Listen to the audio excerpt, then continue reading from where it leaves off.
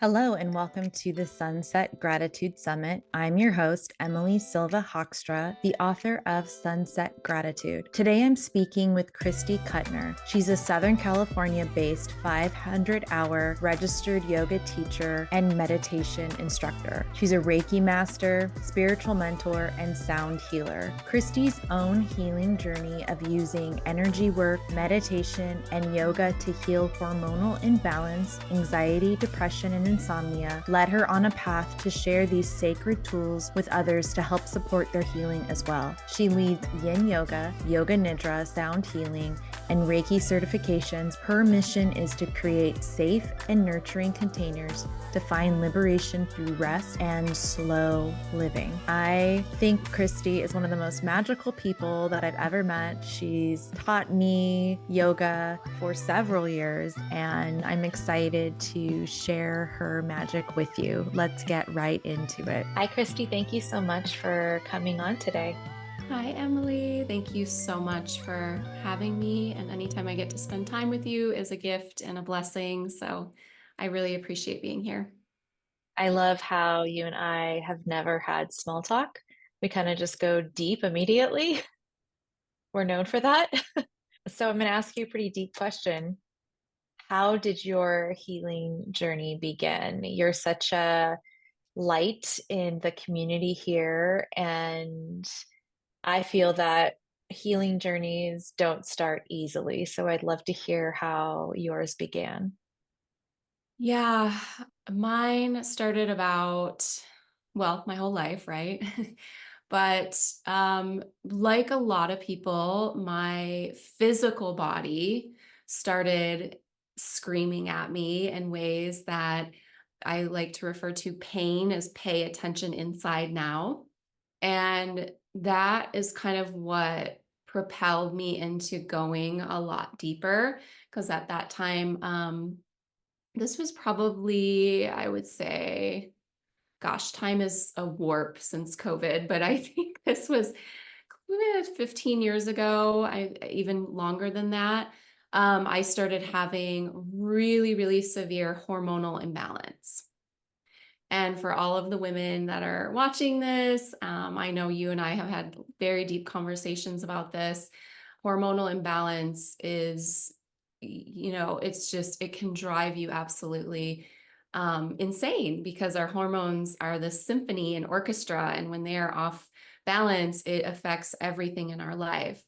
And so I ended up probably 15 years ago or longer in a doctor's office getting tests done like one does, a male doctor, and basically was told, well, your blood work, your hormones are normal. But I explained, my periods are very long, very painful. I'm feeling completely not myself. And the response was, this is quite normal now with women. This is just kind of how it is now. And I thought, why? Mhm. Why is this the new normal, And at that time, nothing was asked about, like, are you happy with your job? How is your lifestyle, your coping mechanisms for stress? How is your relationships? How is your relationship with your body? Like, none of that stuff is asked, of course, right? Certain not I Western medicine is amazing, and a lot of doctors out there will ask that, but at that particular time, that was not asked to me. And fortunately, thank goodness, I was getting into yoga and meditation, and that answer just didn't resonate with me. I wasn't going to go down that path of, for me, it felt like I was a victim and felt very, like I didn't have control of the situation. It was just what it was. And so for me, I really started looking deeper into what was underneath here. What was the root of this issue? Because at that time, I should say that I was doing all of the right things. I was exercising, I was eating healthy, I was practicing yoga, But there was so much healing work that needed to happen in terms of like inner child work and my relationship to my inner critic, and also my relationships. I needed to set boundaries.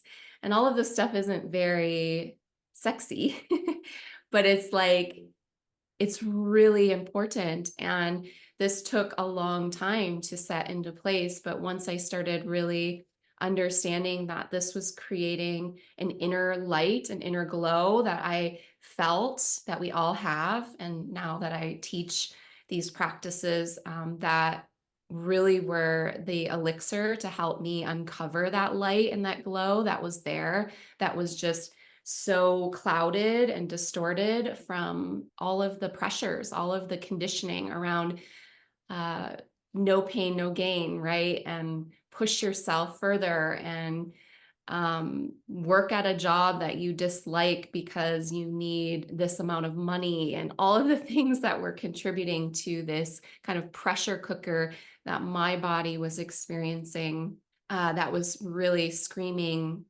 at me to make some shifts and changes. And that is kind of what propelled me into a Reiki class, which I was interested in, like the energy of experiencing my energy, experiencing energy with others. What was interesting about when I went into Reiki, when we were in level 1 and she showed us how to self-heal and do Reiki on ourselves, this was kind of like paralleling when all of this was happening. I remember thinking, like, why would I do this on myself? Mm. Why would I heal myself? I would just heal others or do this for others. And that was kind of the gateway into unraveling, dissecting my relationship to nurturing myself, loving myself, being compassionate with myself. And that when I made those shifts, that is really when my hormones started to balance. It wasn't through all of the other things that I personally was doing, like the supplements and vitamins and acupuncture and like all of the thousands of dollars that I was spending. That stuff is amazing, but it really started to shift when this inner world and this inner work started to shift with my energy and healing myself. So it sounds like physically you were doing a lot of really wonderful things for yourself, but it was that mental shift of taking care of yourself that really propelled this journey, it sounds like. Yes. Yes, that mental shift of I was worthy of taking time for myself and resting and healing, and also letting go of things and people and experiences and past versions of myself that needed to be released, and grieving that loss, those expectations, and also just allowing spaciousness and as much time as I needed to process all of this. Yeah, grief is so intense because it covers so many different layers. You know, when before I went through my grief journey, I thought it was just a death of a family member or a loved one, but I've really dug into it, and identity is a big one. Loss of identity. And I feel like society really tells us or has told us to achieve, to push, to have that job, to have that bank account. And it sounds like your body and spirit knew better. And I believe divine brought me into all of those experiences, um, to really have that suffering and that direct experience with all of that, because that's ultimately what I teach now and what I share and will share for the rest of my life. So is suffering a gift? Oh, yeah. Tell me more about that. How can we see it as a gift? Well, I mean, I want to preface that by saying that can also be very destructive, said to someone in the wrong context.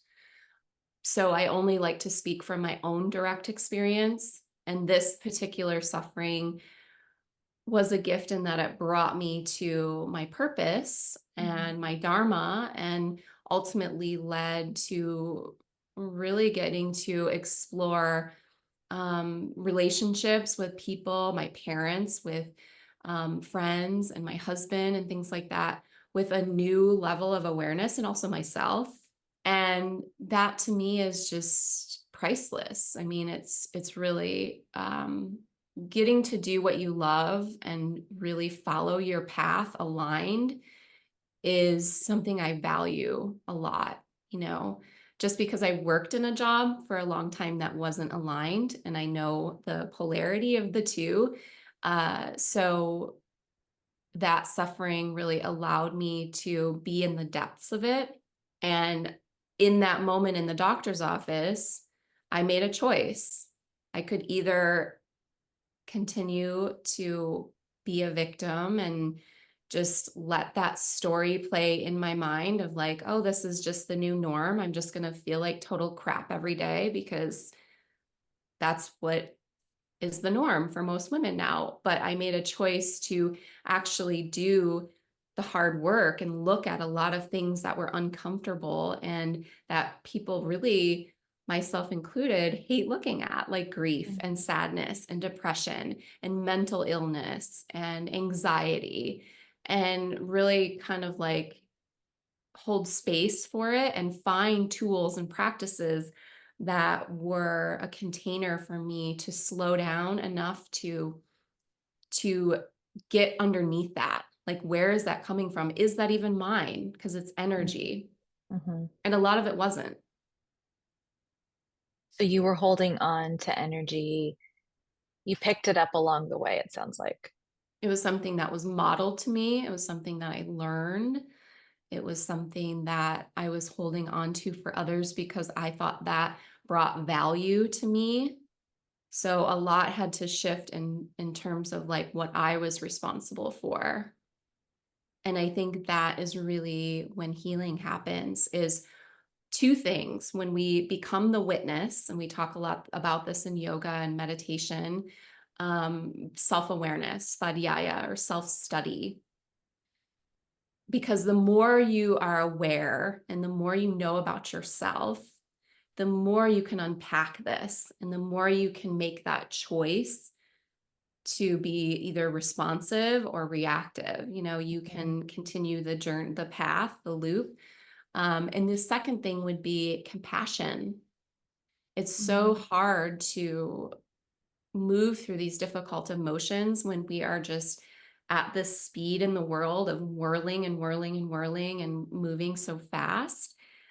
I think it's really important to like slow down and be the witness, and then shower that in compassion and love like you would a small child or a dear friend. Mhm. You know, we would never take a child and be like, suck it up, like just keep moving through it. You know, I'm not going to give you any food or water or sleep or anything. Like, you just keep going and keep pushing through. And no, like, you would get them to take a nap. You would get them to go outside and play or color or give them a snack or a glass of water. It's like starting to look at it through a lens of self-parenting was huge, but it had to start with that self-awareness, that witnessing first. So your path started 15 years ago in that doctor's office when did you decide, okay, I'm not going to work traditionally anymore. I'm going to be a Reiki master and teach people how to bring healing into their lives. I mean, I'm sure you didn't walk out of the office with that decision. No, like any decision like that, it was not linear. Mhm. I'm one of the people that the like COVID silver lining moment of everything shifted in my life, you know, when that happened. In terms of, at that point, I had been teaching yoga and meditation and Reiki for some time. I think close to a decade at that time, or longer.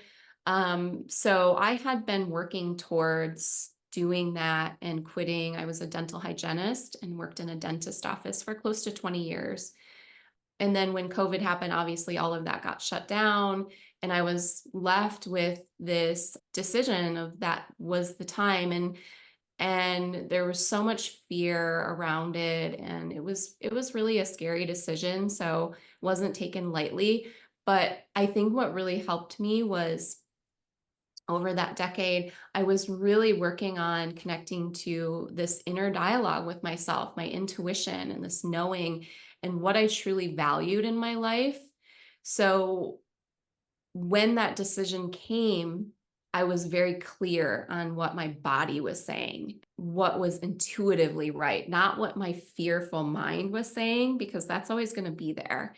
And we have to like start to really build that relationship and that discernment with an anxious, fearful mind, because it's just the nature of the mind. It's keeping us safe, and that's a good thing.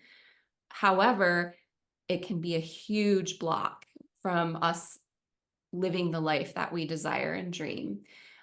So when that moment came where it was like, you have to go back because things are opening up again, everything in my body was like, no, no, no, no, no, no. So I had to make that decision. And it truly was the best decision that I ever made. But it's been, I've worked a lot to do both to get me to the place where that I could make that decision. And of course, this is only my direct experience again, and everybody's path is different. But I think what really helped me is just being so in tune with my body that I knew what I needed to do to support myself, and I was worthy of that. How did you learn to listen to your intuition? Because it is a wonderful concept, but what tools did you learn in order to know that that was a full body no, I can't go back to my traditional job? Good, great question.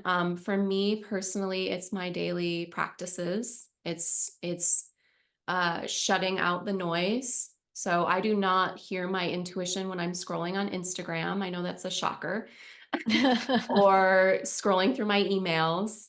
So I created a lot of boundaries around a daily practice of checking in with my body, and just connecting to this faith, this hope, this surrendering to this awareness that there's something divine guiding me and supporting me and for the best interest of myself and for all. That's a very different mindset than, catastrophizing or the world is against me, which is Mhm. what I was living in quite a bit before I went into that spiritual path, because that's kind of what was modeled to me. It's like worst case scenario, always worrying, that kind of thing. And so I shifted more into this kind of still place, this quiet place that is a place of surrender. Like I trust that. And that day I quit my job. I actually did get down on my knees and like, I pray that Mm. this will work out. Like something is going to be supporting me. And the very next day, I got emailed about the job that I'm doing today. And what's that job? Tell us I about work, it. yeah, I lead calls on a 300-hour, 500-hour teacher training that with my mentor, Brett Larkin, who is an incredible part of my journey and my teacher. And so I facilitate and lead the calls on her 500-hour training, and it's international. So I get to meet people from all over the world, probably some people that'll be watching this because I'm very close to a lot of them and connected to them. And it's just a beautiful experience. And I feel grateful every time I get to be on those calls. And then I also lead my own trainings and in Reiki and yoga, nidra and yin yoga and meditation. And I also have a spiritual course for hormonal health, because that kind of experience drew me to sharing these practices through that lens as well. And I can definitely vouch for all of your courses. I've taken all of them, I think. But you were definitely part of your trainings were part of my grief journey because the yin yoga training and the Reiki 2 certification brought me back into my body after I felt that it had betrayed me completely. But hormones was part of it. And they can be this villainized thing like, oh, my hormones are off. Oh, it's just your hormones. Women are hormonal. But they're these divine, magical receptors and messengers in our body that, if we're attuned to them, give us the messages we need. Do you feel that once you became more aware of your hormones, even though they may not be perfect every single day, you're more aware of what their messages are trying to tell you? Mm, yes, I love that you say that. And yes, definitely. It was again a shift in mindset. And my intention for all of my teachings and what I share is I want people to leave my presence feeling empowered with their own healing abilities. So that is just truly what I feel shifted most for me, is feeling empowered as a woman with a cycle and with hormones, in terms of like making choices that were supportive for the day and the moment and the cycle that I was in or am in, which now we know.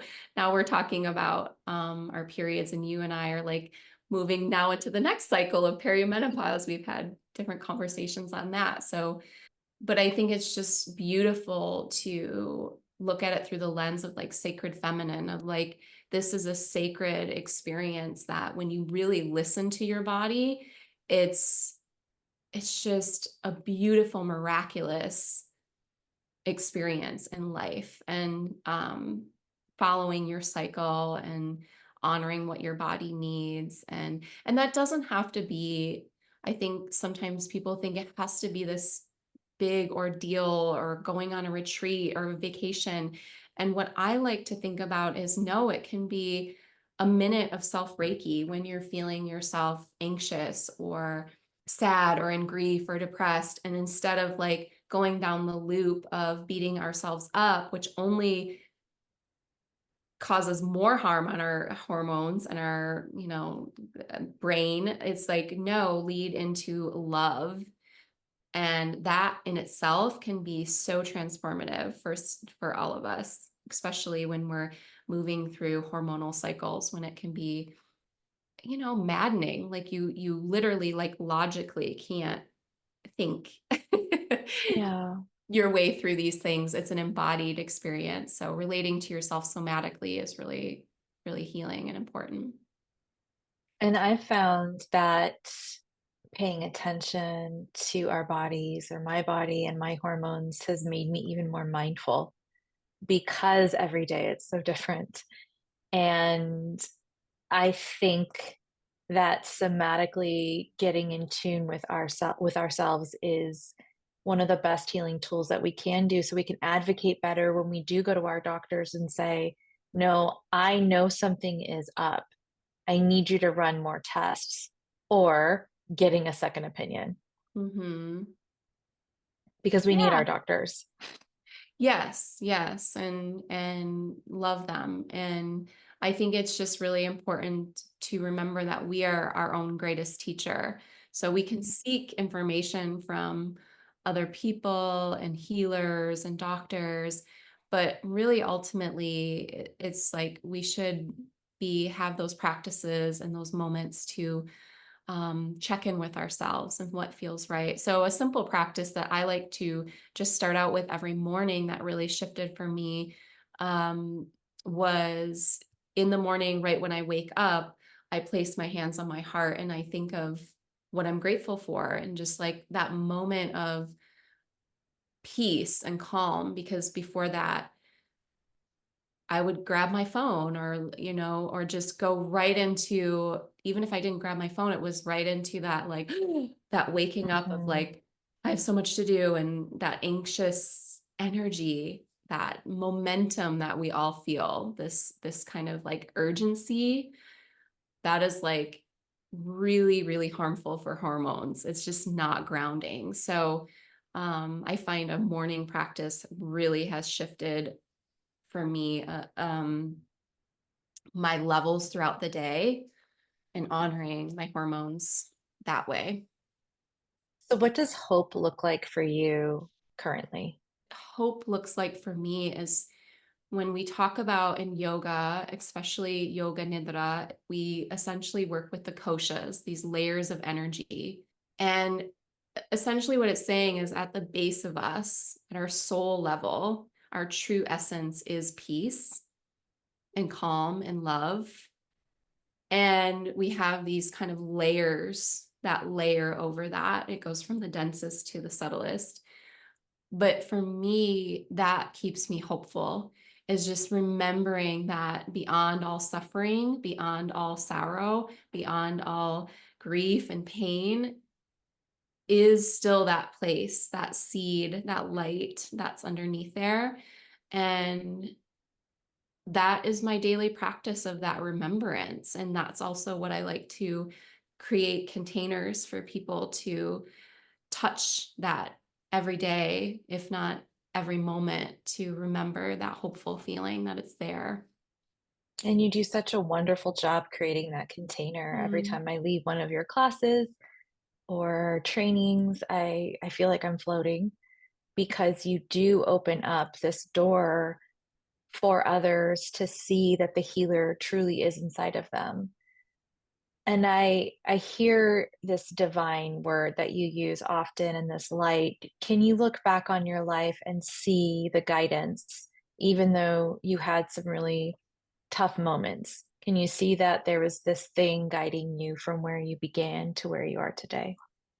Yeah. Yes, I can see it going back to, even you can look back as far as like your grandparents meeting and like going back and back and back and just knowing that everything in life is happening exactly as it should. Mm. And, sometimes that can also be when someone is in the deep depths of grief, that can be kind of a destructive statement. So I don't say that lightly, but it's like for me personally, even in those really deep states of grief and sadness, I trust that those were all meant to happen exactly as they should to bring me to this moment in time right now to live out the karmic patterns that I'm living out and teaching what I'm teaching. And I'm making choices that for my healing goals to really support that and stay hopeful. That's very interesting that you say healing goals. Do you, well, I'm just asking because as a coach, we talk about goals, right? And so are these healing goals something that you write out, or is it just something that you feel within yourself? Oh, that's a good question. I mean, I obviously like this is my journal. So I have journals everywhere. I'm a writer. So I have goals and inspirations and intentions everywhere. But I think it's more so because I work with energy. It's more of I think of things more in the aspect of how it feels energetically. So when I think of my healing goals, it's a huge energy that I like to surround myself with and within myself is feeling freedom. Freedom is a huge value to me. Feeling spaciousness, feeling excited and hopeful and inspired and childlike and creative.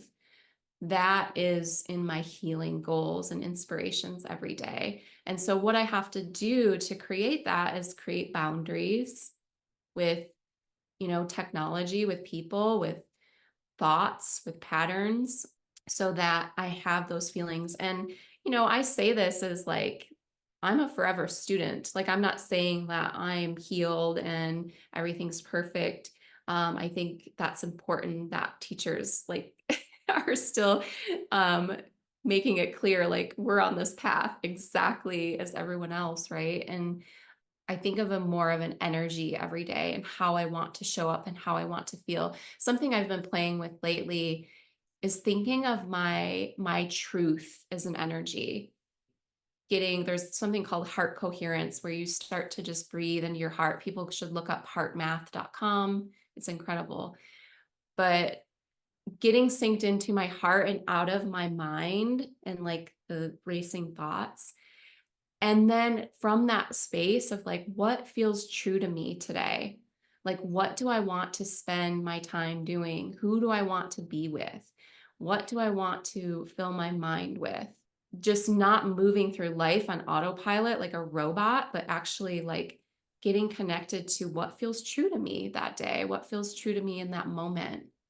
Sometimes it's taking a class, sometimes it's taking a nap and resting all day. And sometimes it's like going out for a hike and being really active. Sometimes it's working and like doing my taxes. Like, I don't know. It's like sometimes it's very up and down, but I think it's just a good place to check in, like what feels true to you.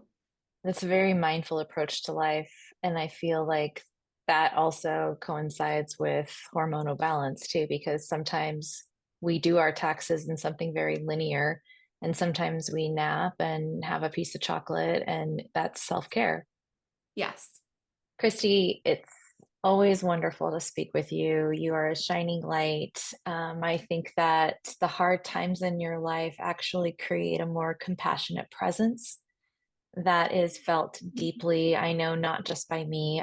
I know a lot of people who have taken your classes and courses that feel this too. So thank you so much for spending some time with me today, talking to me about finding hope. Where can people find out about all of your amazing stuff? Thank you. And I feel very honored to be a part of your journey. And I'm so, so grateful for you and your work and your books. And they have brought so much healing into my life. So thank you. The best way to find me is my website, kristikuttner.com, and I have everything on there. I have quite a bit of classes and practices on Insight Timer, on YouTube, Instagram. I'm on quite a bit, and so I'm sure you'll link all of that information in there. I do have, if people want to get on my email list, and get a free Reiki meditation. It's a distance Reiki healing session. They can sign up for that on my website, and then I don't send a ton of emails, so I'm not a email spammer or anything like that, whatever they call them. But it's just a good way to stay updated on things I have going on. And then if you're in San Diego, come take my class at Trilogy Sanctuary. I teach Yin, Reiki, and sound healing. And I also do online training called Liberated Rest that I'm so excited about, to teach people yoga nidra, yin yoga, and sound healing. And these are really the practices. And I also do Reiki trainings that were the healing practices that supported me on this path. So They're all very transformational. Thank you so much. And thank then you. finally, what are you grateful for today?